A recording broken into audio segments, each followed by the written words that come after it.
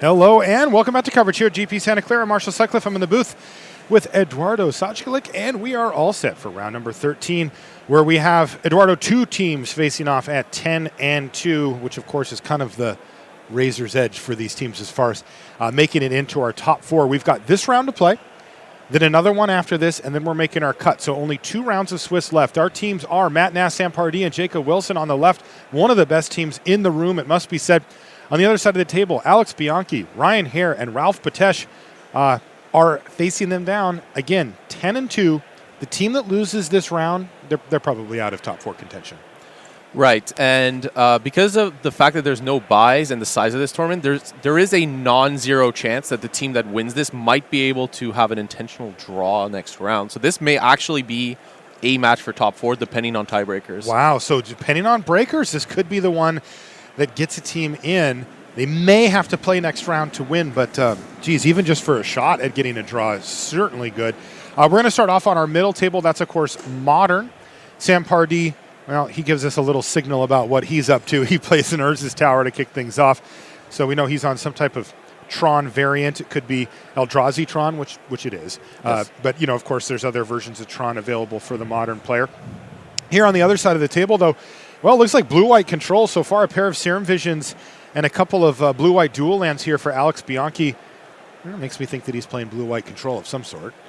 Right, so this match is actually, the Tron lands are very interesting here because how you approach the matchup against Eldrazi Tron and against regular, I would say, Tron, which has more land search to really get Tron and get Karns and Ugins.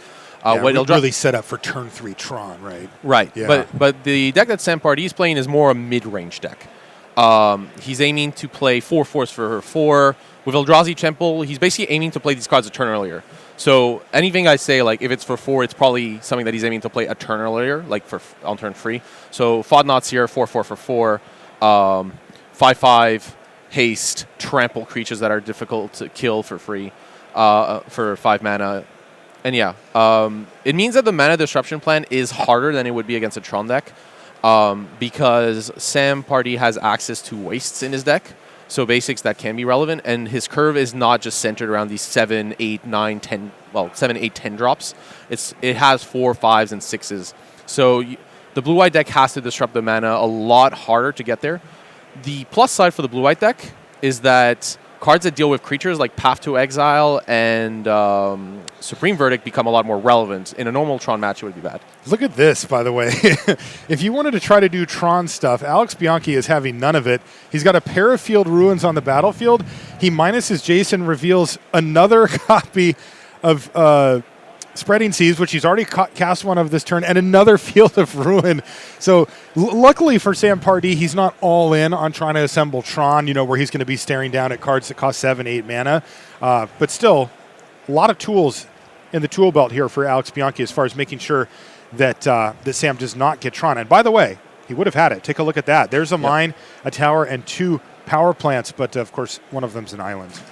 However, yeah, I think Sam Pardee is asking a question here where he's double-checking if Urza's Tower remains the name Urza's Tower. Right.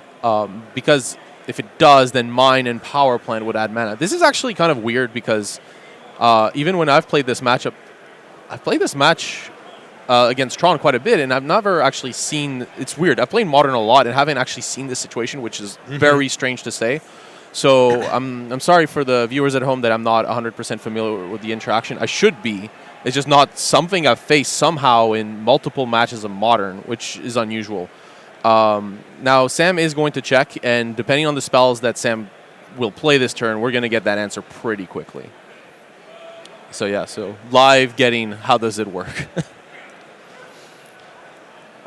My understanding is that it does shut it off. Yeah. Yeah, this is, of course, you know, why we have judges. Sure, that's fine. Yeah, and the judge explains, yes, it does shut it off. Okay, so yeah, it is just, in fact, an island. Yeah. And what do we have here? Thought-Knot's here, though. He can still cast that with his 4 mana. And what do we see here? A pair of Supreme Verdict, an island, a Logic Knot, a Sphinx's Revelation, and what is that card in the middle there? I can't quite see it. So there's the blue card the there. card you believed was a Sphinx's Revelation seems to be a Detention Sphere, and that's the Spreading Seas that he got off Jace Architect of Okay, Thought. so Spreading Seas in the middle, and then it's a Detention Sphere at the end. All right. Yeah. Well, that does look a little better, to be fair, than a Sphinx's Revelation at this point. Right. So here, interesting from Sam, he decides to attack with just the Walking Ballista into Jace and deal free damage since he believes that Alex will want to cast Supreme Verdict next turn. However, Alex might be tempted, instead of firing the Verdict, to use his Field of Ruins right now, since that would cut off... that wouldn't cut off Sam off Tron, but it would cut Sam off potentially drawing into Tron. However, Alex may be tempted to... right, so Alex decides to go for the Mana Denial plan. He could have also...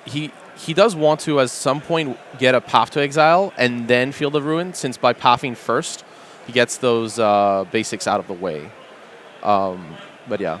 And at this point, like, Alex is not disrupting Sam's mana in terms of quantity. It's still going to remain 4, 5, and 6, so these mid-range threats will still happen. He's just trying to determine, do I want a Detention Sphere this turn or not? And so he decides to pass here, wanting to be more greedy on that Supreme Verdict.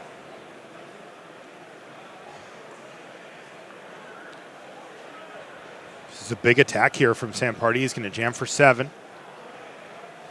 Right, and this was actually a really tough decision from Alex's side. Essentially, because Supreme Verdict is so color heavy, it means that Alex can't really Supreme Verdict plus keep Logic Knot up. So Sam will be free if Alex decides to Supreme Verdict, cast Reality Smasher if he does draw a land or have one in hand next turn, putting Alex to 1. And I believe Sam has Reality Smasher and Ballista in hand. So that would be lethal. But Sam doesn't have the 5th land. But the Matter Reshaper will definitely help him get there. And I think Sam is deciding here, do I want to commit this Walking Ballista now? Because that would let me do the damage. Alex would tap out, and then I can just come in and swing for the win with this Reality Smasher. Looks like he has another copy of Thought-Knot Seer that he's going to throw on the stack here with his 4 lands. Yeah, so that was the other option that he had. He took Supreme Verdict earlier, but he knows that Alex has access to Logic Knot. Yeah, he kind of just has to get that out of his hand, though, right? Because Alex has to protect the Supreme Verdict at some point here. Right, so Sam's decision there is like, well, this Logic Knot's going to exist at some point. So I'm going to cast this Thought-Knot Seer to discard my opponent's Logic Knot, essentially. Exactly. So he has to decide what the worst thing is that will for sure get Logic Knotted, but also, isn't throwing away his best card. Right, that's precisely it. Which is a nice middle ground there with Thought-Knot Seer, because it really does force the issue, as it meant that Alex just didn't have another option. Wow, look at this from Alex. He must have an island in his hand. Or another colored mana source here, because he's just taken himself off of the ability to cast Supreme Verdict, but he does have that Detention Sphere still in his hand. Yeah, so this is interesting, where he uses the Detention Sphere on Reshaper, knowing that Nass-Pardee... well, that's game. Yep. He's just going to attack for 4 and play himself a little Walking Ballista for 2. Yep. Ping, ping.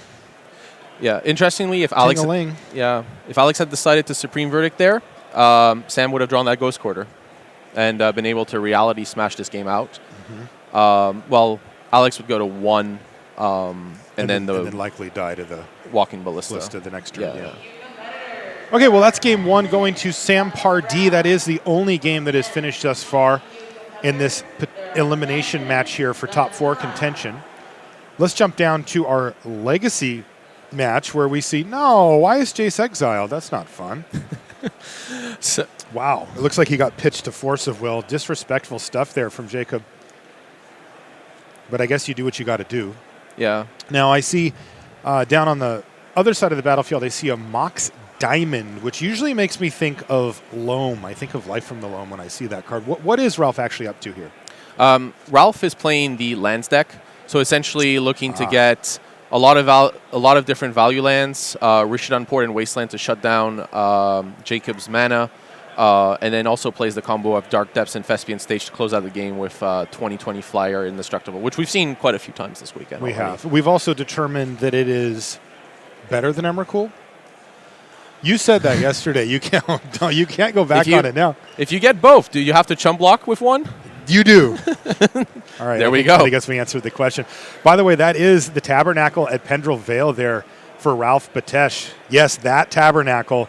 That is going to give an upkeep of 1 to the True Name Nemesis on the other side.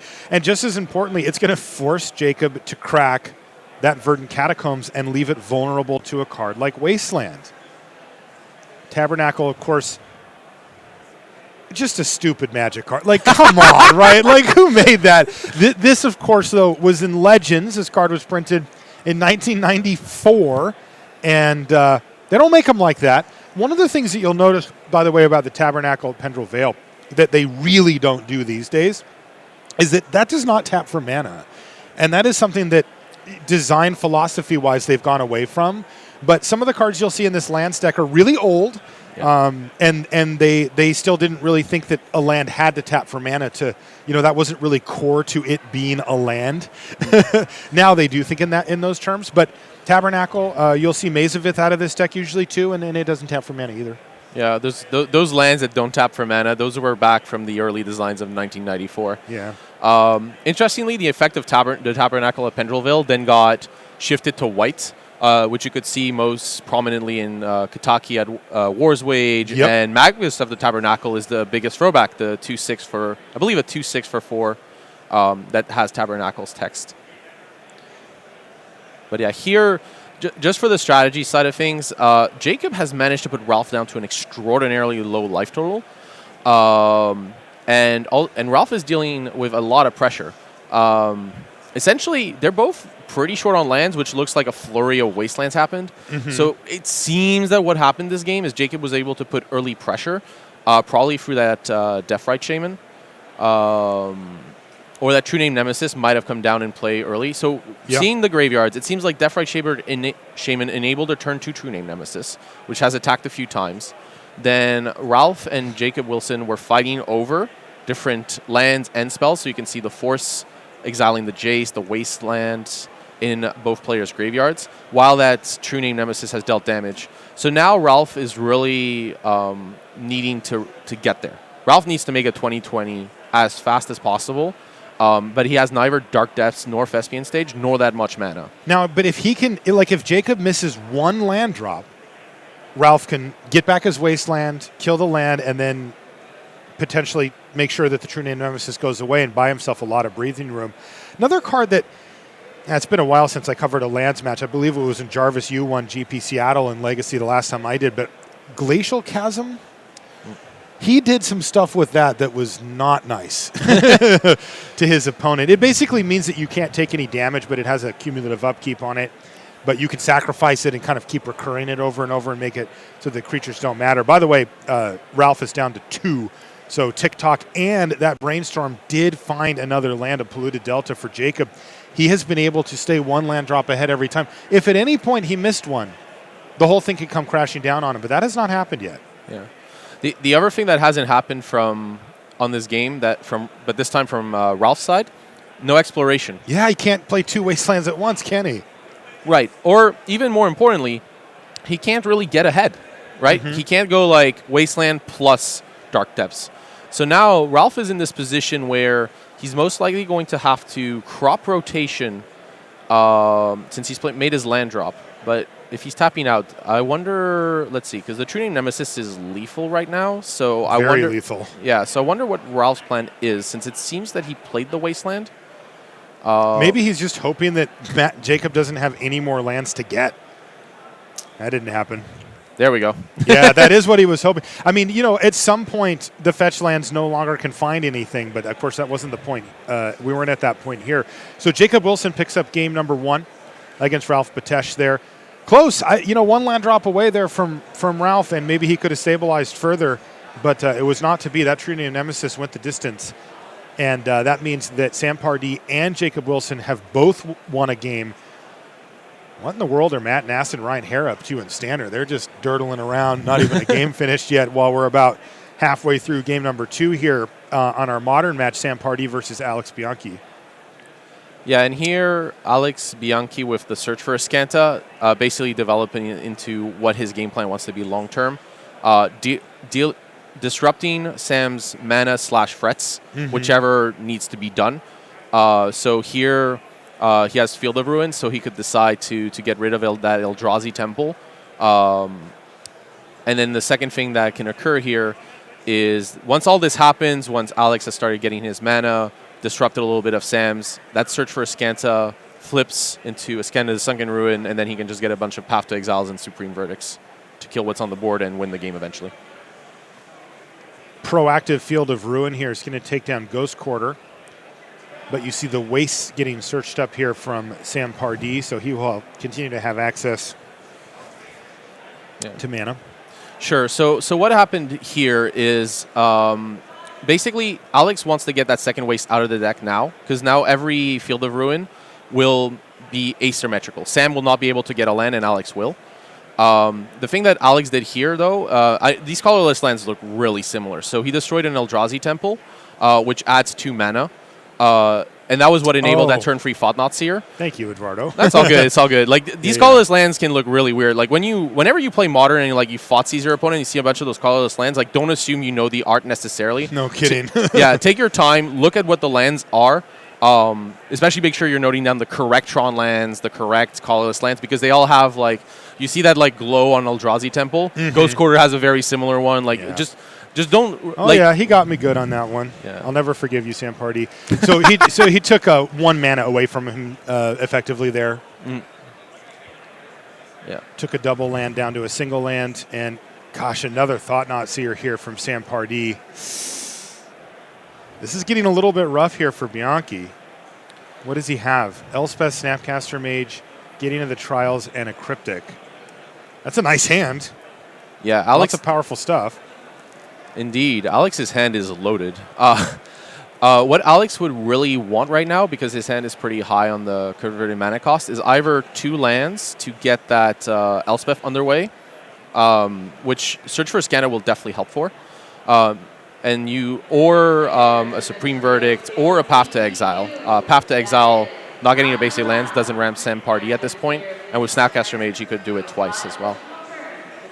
Interesting stuff, because you see what Sam has set up here. Alex is at 16. He's got 8 power. He says, I want to hit you twice with these. He took away Cryptic Command. You know, Cryptic Command has the ability to effectively fog his opponent for the turn, so that's, potentially 8 damage coming through. And things get kind of interesting, because if he does get up to Elspeth, it's devastating, right? I mean, minus Elspeth, kill both of your Thought-Knots, draw 2 is like, oh. And even if he just ends up making, a bunch of 1/1s, those do a good job against Thought-Knots on the ground. They don't have the ability to really get through. But some of the cards he has does some pretty cool stuff. Like we saw that Getting into the Trials. He can make an emblem. So come on over here, right? That's probably a turn worth of damage that he could save.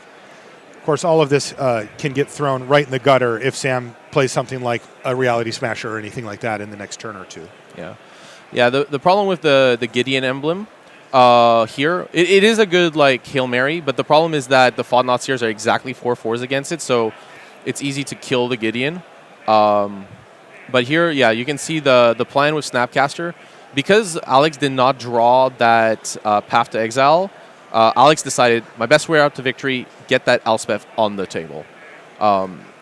He was digging for lands, got the Hallowed Fountain, so now he can decide to dig for value. Normally, with the Search for a Scanta, the best line here, if he wants to keep at least one of the cards, is keep on top a card you do not want, bin it, so to add basically a card to the graveyard with Search, and then draw the other one.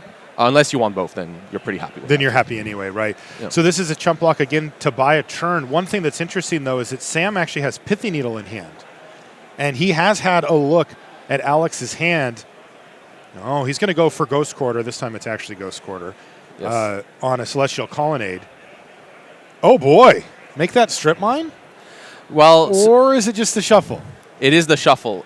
You may search a land, so Alex declines because those cards on top are likely super powerful. Oh, man.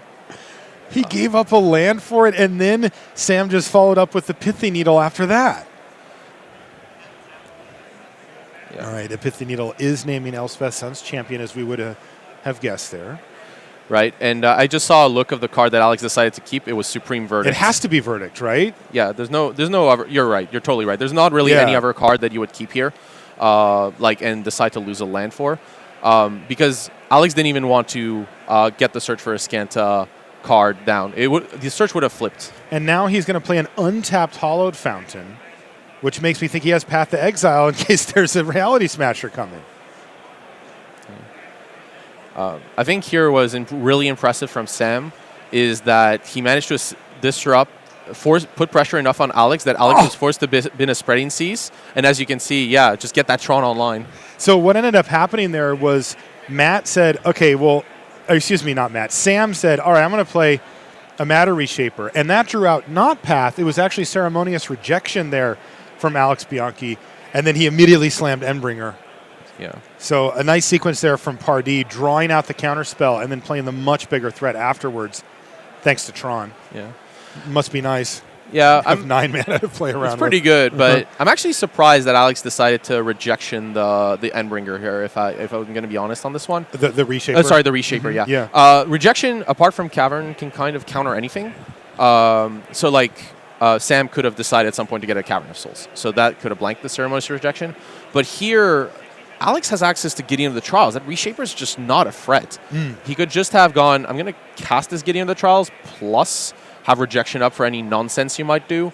And with the 5 mana he had access to, if he draws any land, on top of that, he would have been able to use a Scan of the Sunken Ruin if he didn't want to counter something that turn. That makes a lot of sense. He also, by the way, wanted to transform Azcanta there.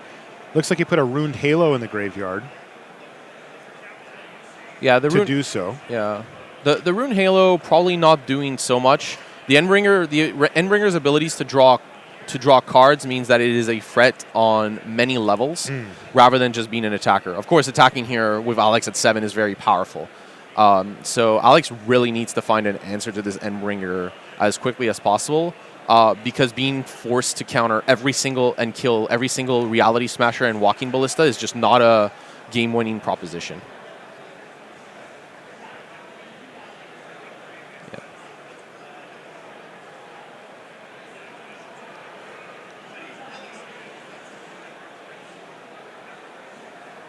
And that land drop was very interesting. Alex had Field of Ruin in hand, and he decided, I don't want to go after Sam's Tron. So Alex is probably looking here to activate Azcanta's Sunken Ruin. And Sam decides not to wait and just get value right away from that Endbringer, which I think is the correct line because this way he works through a Condemn or a Path.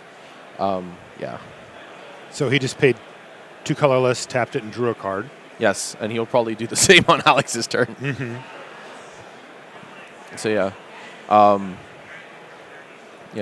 Alex found the Wrath of God, though. That's going to be pretty... I mean, you do what you need to do to get that Endbringer off the table. It needs to get off the table this turn. Otherwise, Alex's chances of winning this game are going to be very small. Right, and he even has to hope that Sam's drawn a few extra lands and not the other kind of stuff. So there's Wrath. And when we say Wrath in this case, we mean it. It's actual Wrath of God. Yeah. You will not be regenerating that Endbringer, Sam Pardee. No, sir. Goes in the graveyard. But he did draw a card in response.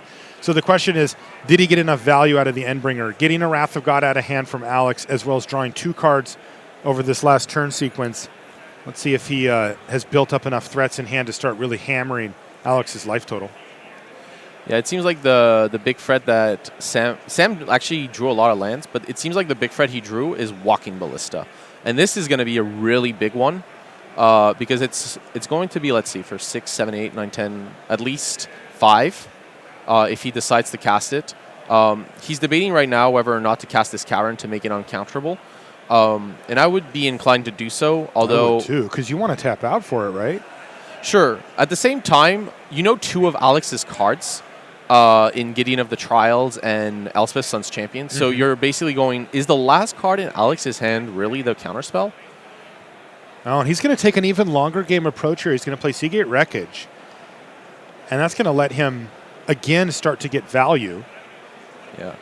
Yeah, and here... He's got, 2 cards? Oh, he actually has 3 cards in his hand still, though. 2 Caverns and the Walking Ballista, so it could be a while. Yeah, and here Sam is most likely actually going to get punished. Sam did not know that the last card in Alex's hand was a Field of Ruin. and figured, well, with this expedition map, I'm looking to win the game next turn. I'm looking to get to enough mana to go Walking Ballista for infinite. For 7, right, at least. Mm-hmm. Most likely. However, here, or he might, I don't know if his list has a Sanctum of Ugin, but that's the other option with Walking Ballista. But here, Alex has both Spreading Seas and Field of Ruin and can basically take Sam off Tron. Oh, boy. Wow, that's a huge setback. Yeah. He was going to have 17 mana. I think the best part about this is that he also has still access to Ascanta's Sunken Ruin activation. Really? Wow, that's nice. Yeah. Ascanta's Sunken Ruin's been really impressive in these older formats, too. It's interesting. Yeah. It's actually, I wonder if Sam could have, like, last turn decided to get a Ghost Quarter, though. Did he just re-rip? Oh, he did. Yeah, that's pretty nice. Yeah. It's going to force that Field of Ruin here. Yeah. Sam's approach in this game seems pretty unusual, since he's not casting this Walking Ballista. He wants to wait for it to be able to cavern it. It seems. I'm not 100% sure why Sam is waiting so much, since Alex will eventually get to that, that counterspell. That is Canada, the Sunken Rune is eventually going to get there. And maybe what Sam's plan is, you know what? I have so many lands in play that I'm happy just making sure that Alex is running out of these Spreading Seas and Field of Ruins and can't get a Cavern of Souls. Oh, interesting. Though he only needs that one window to do so, right? Play Cavern, name Construct, tap out. Right. But it seems like Sam is deciding, no, I need multiple turns of Cavern activations to get there. Okay. There's getting to the trials now for Alex. Yeah. Here, might as well play it and have Ascanta plus Cryptic Command up. Or it's rather, you can choose one or the other, but it's still pretty good here. He decides to go, with the Emblem. Basically, it's a gain free life. It could be more if Sam had access to a Reality Smasher, needed to get rid of the Gideon that way. Or it could be more life if Alex decides to draw another Gideon. But yeah, it seems like Alex has turned the corner here. There were a few turns where Sam was pretty far ahead, but then he drew a glut of lands. And that's putting Sam pretty far behind, I would say, against Cryptic Command and Ascanta the Sunken Ruin. So I'm interested to see what Sam is going to fetch up with Expedition Map. I think that's like basically his last kind of play, apart from that Walking Ballista. So I wonder if Sam is going to get that Ghost Quarter to stop Ascanta the Sunken Ruin. Although my feeling is that Ascanta has already dealt a lot of damage, essentially. Not literally, of course, but... Right. Oh, I might see some action here. Oh, it's Chalice of the Void for 4? Is that what he said? It must be 3, right? No, you are correct. Oh, no, there are 2 towers. Your first guess was correct. So Sam is looking to shut down Cryptic Command with this play, as well as maybe a Gideon. He's basically forcing the Cryptic Command here. It doesn't stop Supreme Verdict, so that is... Right. Doing it for 4 is really for Cryptic Command. This is awesome, watching Sam navigate what he knows Alex is up to. He's finally going to take out that Ascanta with a Ghost Quarter here. That's what he ended up searching up. Yeah, that makes sense. Sam's basically Sam is not that much of a favorite to win, but he's definitely going to be a larger dog, much more of an underdog if he decides to leave that card in play. So now it's basically Alex still has more relevant cards, so he's pretty far ahead, but it's going to come a little bit down to the top of the decks. Ooh, I like that. Yeah, that's my favorite part. But Alex is very far ahead, and he's going to start smashing for 4 every turn here that he can. Now, why is this Ballista plan gone? Is it because of the emblem? Yeah, basically Alex is now at a virtual 10 life. Mm-hmm. So the Ballista, and also Alex is very aggressively trying to get rid of Tron. Yeah, he has not stopped with that plan, and he's once again has Nass-Pardee off of Tron. No way! Did he literally just draw another power plant off the top? What is going on here? Of course. Here's the line. Whichever piece you decide to not get is the one that they draw. Oh, I know how Tron works, buddy. There's a lot of rules with Tron. Yes. The one piece that they don't have is the one they're about to draw, even after you thought seized them and saw that they didn't have it. Yeah. So yeah, here Sam decides, well, I have to do the ballista for 4 since I'm like doing it for 10 is just not a realistic plan. So he decides I have to play this threat out now. And Alex had Path to Exile, but with so much mana decides, you know what, I can just draw the card and get the information. And I think that's actually a really good takeaway for people watching. You have an instant, that doesn't mean you have to cast it in end of turn. You know, in this case, Alex, look at the amount of mana Alex has. It's unreal. Yeah, so that's insane. Right. So 11 lands right now? Yeah, so he can just go, you know what, I can untap and make that decision later. And also here, it gives him the opportunity to plus the Gideon of the Trials and force Samage to deal its damage now, basically putting Sam in a tough position. Sam does not look happy about it either. Yeah.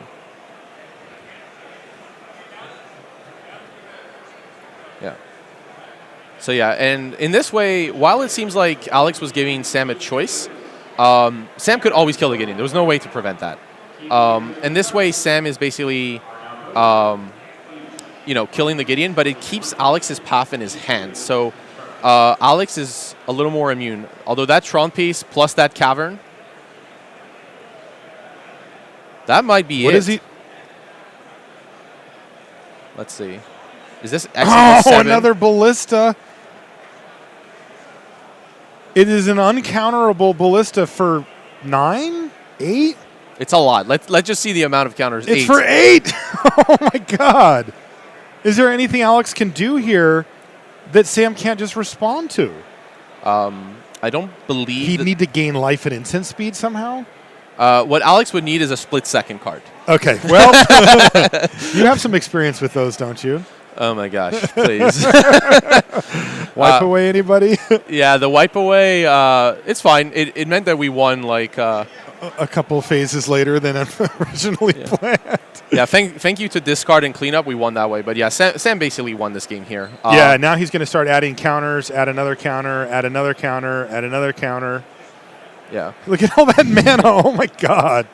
Yeah, there's nothing Alex can really do here. So it was the second walking ballista, though, that kind of put the nails in the coffin here for Alex, right? Yeah, that was basically Sam's plan, is draw another walking ballista. That's his plan. I like that plan. Yeah. And he executed it beautifully. Also top deck the Trump piece you were missing. That's right. Twice. Twice. So that was Nass-Pardee, by the way, winning the match. That was 2-0 against Alex Bianchi. That is one match to the good for Nass-Pardee and Wilson. That means we're going to jump right back down to Legacy. Remember, this one, when we came in at the end, was when Jacob Wilson just scraped out that win with the True Name Nemesis staying just a step ahead of the combination of Wasteland every turn, which hits all of Jacob's lands plus the Tabernacle. Now we do see, by the way, the other land we mentioned a little bit earlier, the Maze of Ith down there. Not doing a whole lot here, though, as Jacob is in a little bit more of a, I'll stay over here and kill you. Not going to be turning my creature sideways so much. Jace the Mind Sculptor plus 2 Deathrite Shaman. Not too shabby here for Wilson. Yeah. I'm a tiny bit surprised that Ralph decided to keep in the Maze of Ith, since Jacob has access to Deathrite Shaman and True Name Nemesis as win conditions, and neither of these gets affected by Maze of Ith. So I'm not the biggest fan of it. Like, it basically only blanks if Vendilion Clique or maybe a damage from Deathrite Shaman, but Deathrite Shaman is going to, if it's in play, aggressively look after Ralph's graveyard. Here, interestingly, Jacob just passing, and there's going to be this little song and dance with Punishing Fire, but yeah, the big play here. All right, so there it is. Dark Depths on the battlefield. You see Thespian Stage on the other end of the mana base there from Hare-Bianchi-Betesh. He does have 2 mana-producing lands on the battlefield as well. We're going to see a 2020 Indestructible. He's got to play around Jace's minus by doing it on an end step, but we saw this before. Jacob doesn't have any answers, right? Well, if Jacob draws a Wasteland here, of which there are 3 left in the deck, since you can see the exiled one that was used earlier, then unfortunately Ralph has to wait till end of turn. So that means that Ralph's giving Jacob a whole turn to go Jace Brainstorm, Ponder, whatever Jacob ends up getting. Dig deep. Dig. And if there's a Wasteland, unfortunately he can't go off. Yeah, so he can interrupt that process where when the Thespian Stage targets Dark Depths, he can just Wasteland the Dark Depths, and then Thespian Stage never gets to copy it, etc.? Yeah, so I'm not a perfect expert on Legacy here, but the way I believe the optimal way to do this interaction is to let the Thespian Stage copy the Dark Depths. Then there's the trigger from the 2020. I believe by Wastelanding it, you get to, because you can't sacrifice it, I believe you can't get the 2020. Okay. I'm happy to be corrected on that. But yeah, Wasteland for sure can disrupt the combo in any sense anyways by responding to Thespian Stage targeting the Dark Well, this Depths. is a big turn there because here it comes right now. Jacob Wilson up a game over Hare-Bianchi-Betesh. If he can find a Wasteland here, he can disrupt the combo and likely find his way to a victory given the powerful board that he's assembled. If he can't, he could be facing down Merit Lage, the 2020 Flying Indestructible, and he could die one shot, 20 damage. Take it, and that's it. Yeah. So here... Wait, what if Ralph attacked Jace? I send the message. Some people have a lot of history with Jace where they really don't want to see him on the battlefield, you know. Here's Pithy Needle. Now, this goes on the stack, but remember, Jace was already used this turn. Right, so this is a really interesting sequence that's coming up. Jacob's at 20. If there were another creature in one of the graveyards, then Jacob could gain 2, take 20. And then have Jace bounce the token. Right. So he actually would have to attack Jace. Potentially. Are we going to see it? But here the thing is, there's no creature. Jacob's exactly at 20. And yeah, Ralph is basically forced to use up. And of course, what we're dealing with here is, Pithy Needle, when it goes on the stack, you do not name the card. You just say, I'm going to cast Pithy Needle. And then as it enters the battlefield, think like a clone. That's when you name the card. So Ralph, not knowing exactly what he's going to name, has to assume he's going to name Thespian Stage and says, all right, I'm cracking it. Here it is. Spaghetti Monster in the house. And now, Jacob can name whatever he wants. But if he can't find a way to gain any life, he's going to take 20 on the chin, and we're going to get a game 3 down here in Legacy. Yeah. So let's see what happens here. Let's see. So that's the Noble Hierarch. Daze the Hierarch. Taking back the Tropical Island, getting back your green source. I don't know if Jacob played a land, but he could still do it with Deathrite Shaman. This is so cool. Yeah. Look what he's doing. He needed to get a creature in the graveyard. So he countered his own creature. He also needed to get a green source, and he has a Misty Rainforest there to get a trop, and he is going to be able to use that to buy himself a turn. Now, will it win in the game? That is yet to be seen, but we are now going to see Hare-Bianchi-Betesh actually attack Jason Mind Sculptor, are we not? That's the most likely line, yeah. Of course it is. Why wouldn't that happen? One exception is that Punishing Fire that Ralph has in hand. Oh, I see one exiled in the graveyard, but he's got another in his hand? Yes. So he can just go upstairs? Yeah, so one thing here... Wait, doesn't he need a different red mana source? Well, this is the thing. Jacob decided, I'm going to use this fetch line rather than the Tropical I returned to my hand. But by doing so, took advantage. 19? Oh my God, is that the difference? Yep, that is the difference. I cannot believe it. Yeah, I mean, it's possible that Ralph would have been able to attack with Merit Lage 3 times, but this seems a lot easier. No, he's going to attack Jace. Let's see. There was only one creature, so Jacob could have gone up to 21. Takes 20, gains a life, goes to 22, takes 2 from Punishing Fire, GG. Yeah, so I wonder here if Ralph should have cast the Punishing Fire targeting Jacob beforehand so he can see if it resolves. Yeah. I think that was... Because, if it resolves, there's not many things that Jacob can do apart from flashing a Vendilion Clique. And chump block? Yeah, but, it's... What card are you playing against? But maybe Ralph is deciding, you know what, this Merit Lage can't really be off without Jace. But this gives Jacob a window to just cast a Jace down the line. So, this game is going longer than I would have expected it, for sure. Well, now there's still no more creatures left in graveyard. So Ralph still has that same line that we described available to him, right? Hit you for 20, you gain 1, take 2, you're dead. Maybe he'll just do it now? Oh, so basically that's the alternative, right? Is you just wait that extra turn? Yeah. Well, I mean, I'm just saying, he didn't do it last turn. He could do it this turn. That's fair. Yeah. So one thing. 20U. 20U. Yeah. And there's no creature. There's not enough creatures. Well, 0 is the actual amount. So, yeah, he could definitely do it now. Jacob can't even really force a will. But I think Ralph is waiting here for Jacob to use Deathrite Shaman, which he would. But then he should do it now, right? I am wondering. I mean, it gains 1, sure, but Jacob's at 1 would go to 2. Okay. And there we go. Punishing Fire is going to put Jacob. But there's Force of Will. Yeah. So this is a little interesting. So he gains 1 life. He goes to 2. He goes back down to 1. He forces and stays at 1 life. Yeah. He needs to find Jace the Mind Sculptor or a kill. Yeah. So the thing here, I feel that Ralph should have done it right away. He could have tried to play around another days by getting mana. Okay. And that did end up finishing the match. Yeah. Merit Lage wins the game for Ralph Betesh. They're tied at a game apiece. What were you saying about how he could proceed on those last few turns, Eduardo? I feel that because that got real complicated real quick. I feel like Ralph could have done it first, just to double check what's going to happen. Because you don't want. Basically, if Jacob has the counterspell, you're still in that sim situation a little later.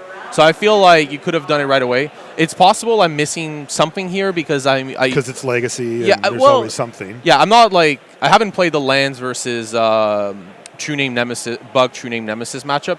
So totally possible I missed out on something here.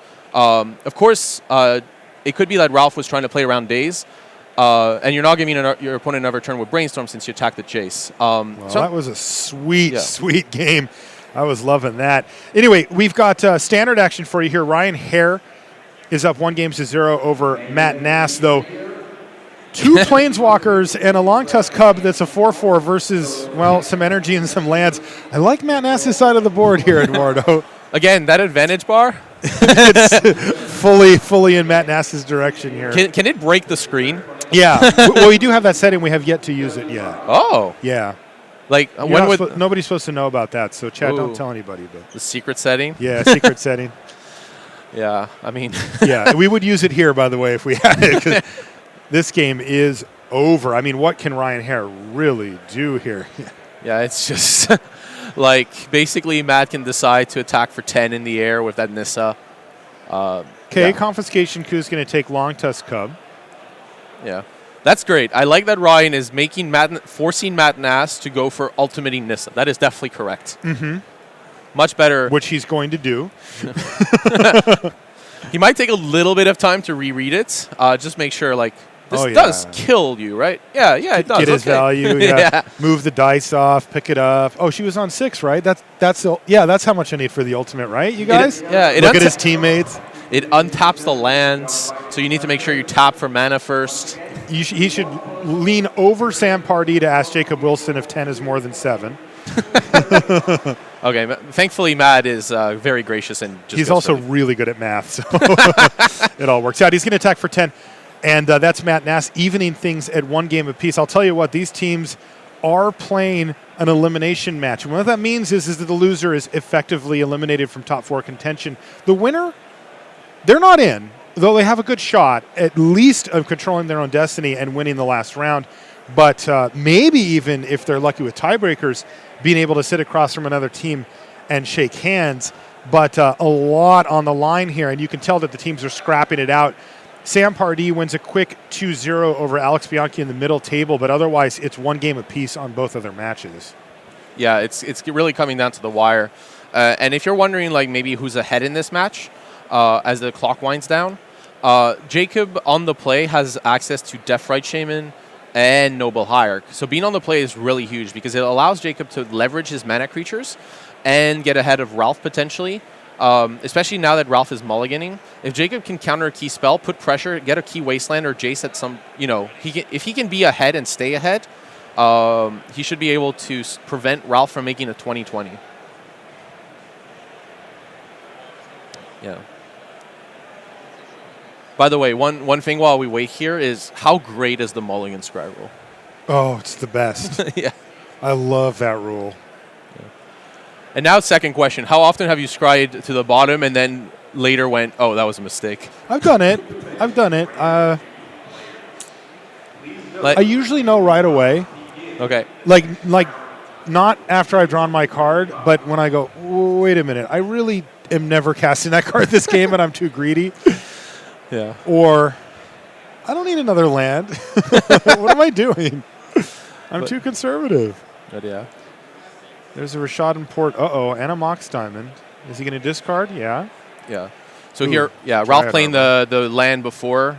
So like it might look like he's giving information on what his land is and how important this Mox Diamond is, but the Rashad and Port would counter a daze, so it's really important to start with the land here. Makes sense. Yeah, you don't want to get the Mox Diamond daze. That would just be awful for you. So Punishing Fire, though, straight away, one of the really powerful engines that this lands deck has available to it. We saw it actually finish off the game. It was not the 2020. Punishing Fire gets all the credit for the victory in game number 1. But yeah, it's basically a repeatable way to do 2 damage to creatures or even just to do 1 damage to a player. And that adds up really quickly. You know, when you go back in time on formats, Modern and especially Legacy, the creatures actually get smaller and smaller and smaller unless they're 15-15 or 20-20. And Punishing Fire kills most things. Case in point. Here's a Deathrite Shaman. If there is a Grove of the Burnwillows available for Betesh, this just gets ugly for Jacob. Exactly. However, if there's not, this gets okay for Jacob. Yeah, then the Punishing Fire gets nommed on here, and things can kind of stabilize for him. Even though I got to say, if I'm Ralph, I'm pretty happy anyway. I mean, he killed a relevant creature already with it, and maybe even has a chance to kill another. Yeah, and this is going to be. Okay. So well, he's going to play Life from the Loam just for Dryad Arbor. So this is actually fascinating. Yeah, what is going on here? Well, right. So Deathrite Shaman, because it targets graveyards, casting Loam here is exposing it pretty harshly. That said, it might be Ralph doesn't have another land drop, but also it could be that Ralph is trying to overload Jacob Wilson's graveyard hate. And that would depend That's entirely. Interesting. Yeah, and it depends entirely if Ralph has a Grove of the Burnwillows or not in hand. But my guess is Ralph would have tried to get back the Punishing Fire. So probably from Jacob's side here, unless I had a super big play, my aim would be to get rid of the Life from the Loam this turn, and the Punishing Fire a little later down the line. Yeah, I mean, you know, we've seen Life from the Loam become its own engine, right? You know, they will use Dredge and then get 3 cards in the yard and start getting more and more lands going. And there's also this sort of toolbox aspect to this lands deck where they have a lot of lands that are 1-ofs or less than 4-ofs that allow them to deal with certain types of things. Oh, no. Wasteland on the Dryad Arbor. And, yeah, Nihil Spellbound, Oh, Cyborg Tech. boy. This is nice. So this is a graveyard hate card from Jacob Wilson. He can tap it. He can tap it and sack it to exile target player's graveyard. And when it goes to the graveyard, he can even play a black mana to draw a card, which is what he's going to do here. But that just, boom, all those problems are gone now. Right. No dredging, no more Punishing Fire, all gone. Yeah. It seems like, let's see, Jacob has a Wasteland, so yeah, he got the Dryad Arbor there. Yeah, perfect. That's gamble. Yeah. So yeah, Jacob felt there was enough graveyard pressure that he wanted to fire off the Nihil Spellbound now, and he also doesn't have really pressure in his hand. He only has answers, so this way he can dig deeper in his deck. Yeah, and this gamble is... I mean, the thing is, like, you can't really hope that... I mean, you could hope because you have Deathrite Shaman that Ralph will discard the card that he wants to get. Mm-hmm. But this is really risky from Jacob's side, and he's just considering, is this my best Flusterstorm target? Ah, I see. Yeah, so this... He could force Ralph to pay 2 mana for it, which he can't do at the moment. And yes, he is going to Flusterstorm the gamble. Yeah. Of course, the beautiful thing about gamble in a deck like this is that in your graveyard is often a fine place for these cards to be. Think of the stuff that we've seen already, Life from the Loam, that kind of stuff. If it ends up in the yard, you're like, great, that's kind of where I wanted it anyway. Yeah. Gamble, a super powerful option for these type of decks. Right. By the way, great flavor text on gamble. What's the worst that can I ask myself that often in life, so I can certainly relate. Uh-oh, there's True Name Nemesis now, though, for Wilson, and an even quicker clock, thanks to the Noble Hierarch. Right. So currently this is 6 a turn. So Noble Hierarch 4, and then Deathrite Shaman probably has more than enough fuel to deal the extra 2. So this would be 6 damage a turn, while Ralph is missing land drops. Yeah. Oh, no. Exploration from Betesh. Well, there's Dark Depths, but He doesn't have the other half of the combo at the moment, and no more lands to play. Well, yeah. He needs to find another life from the loam here. Get that thing rolling. Actually, one thing I spotted from Ralph's hand was crop rotation. Okay. That would be great if Jacob hadn't just drawn Wasteland. Wow, this game has gone really well for Jacob Wilson, controlling the board early. And look at this. He's going to just use the Wasteland proactively to get rid of Rishadenport, attack for 4, and pass back the turn to the lands player who somehow has 1 land and it doesn't produce mana. Yeah. How in the world? How do you call yourself a lands player? Well, I mean, you're only playing, like, what is it, 36 lands or something? Like 30 plus lands. Like, come on. Almost Like, half do you your really library. how do you really expect to draw, like, more than 3? Come on. Yeah, this one is over. I mean, look at this. He's hitting him for 6 a turn, just as you described, Eduardo. And Ralph has now missed his last 2 land drops, just has stone, nothing going on. He's got exploration just sitting there laughing at him. It's just awful. This draw has just completely not come together, and Jacobs has, and he's just smashing him. It looks like Jacobs going to be able to put this one away for Wilson, Pardee, and Nass, and put them either one match or maybe even into the top 4, depending on how their tiebreakers and matchups line up in the next round. Yeah. Yeah. Now, the one thing that gives Ralph, so the reason they kept the Noble Hierarch on the Ponder here is that I don't believe there are other instants or sorceries apart from that Ponder. So, yeah. But, here... that is it. That is the handshake. Jacob Wilson wins his match 2-1 over Ralph Betesh. Sam Pardee wins his 2-0 over Alex Bianchi, and we will never know about Matt Nass and Ryan Hare because that is the round going to Nass, Pardee, and Wilson. We're going to have Time Walk Magic here in round 13 from GP Santa Clara after these messages.